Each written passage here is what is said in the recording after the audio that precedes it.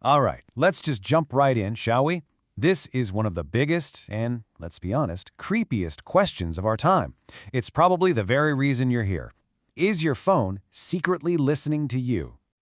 I mean, you know the feeling, right? You're just chatting with a friend about, I don't know, a camping trip to the mountains. You haven't searched for a single thing, haven't typed one word. And then, mere moments later, you open up Instagram, and boom, an ad for hiking boots pops up. It's that uncanny feeling like, is someone listening in? Well, if you've ever felt that way, let me tell you, you are so not alone. A Consumer Reports survey found that a whopping 43% of Americans believe their phone is recording them without permission. That's nearly half, so it's a huge suspicion out there.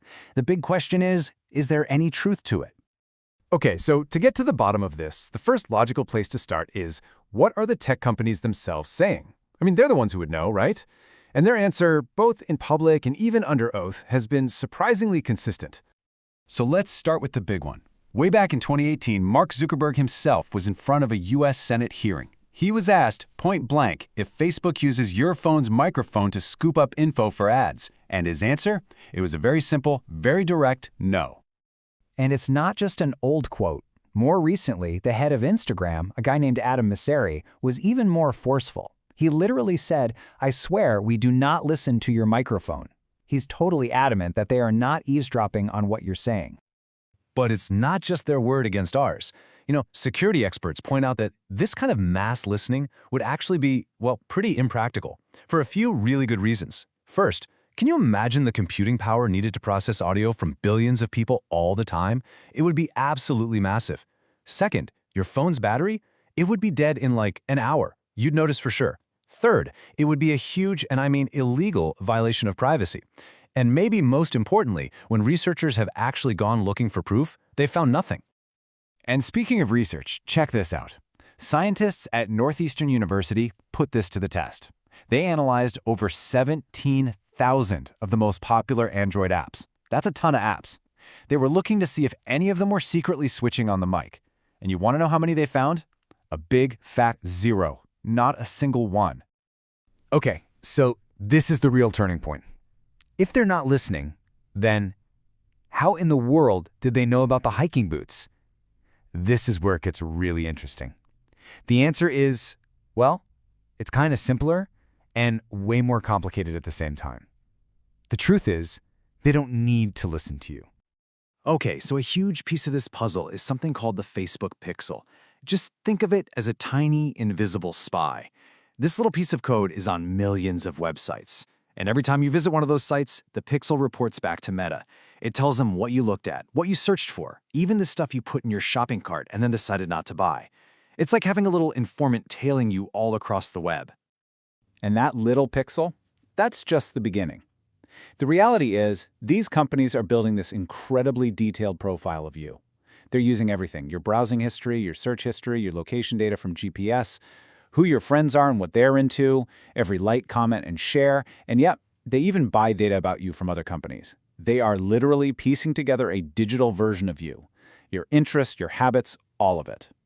So when you put all of that data together, what you get is an ad system so good, so precise, that it honestly feels like they're reading your mind. And remember Adam Mosseri, the head of Instagram? He actually laid out 4 really common explanations for that creepy feeling. And guess what? None of them involve listening through your mic. This is where we kind of pull back the curtain on the whole magic trick. So first, maybe you searched for it before, or maybe the person you were talking to did, even a few days ago. Second, maybe one of your friends looked it up. And since the algorithm knows you're connected, it just figures, hey, you might like this too. The third one is wild. You might have actually seen the ad before you had the conversation. You just scrolled past it, didn't even register it, but it planted a little seed in your brain. And fourth, sometimes it's just a crazy coincidence. That happens. Okay, so I know this all sounds a bit dystopian, but here's the good news. You are not powerless in all this. Since the real issue here is data collection, not secret listening, there are actual, concrete things you can do to take back a little control and limit what these companies know about you. First things first, and this is a big one, do a permissions audit on your phone. Seriously, ask yourself, does that silly game really need access to your microphone? Does that photo editing app really need to know your location 24/7? Here on the screen, we've got a quick guide for both iPhone and Android. Honestly, you should pause this right now and go check your settings. It's that important. And don't stop there. There's more you can do. Dive into your phone's main privacy settings and turn off ad tracking. That's a good one.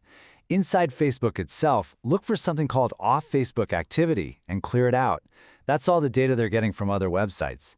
And here's a super simple tip. Stop using Sign In with Google or Sign In with Facebook on other sites.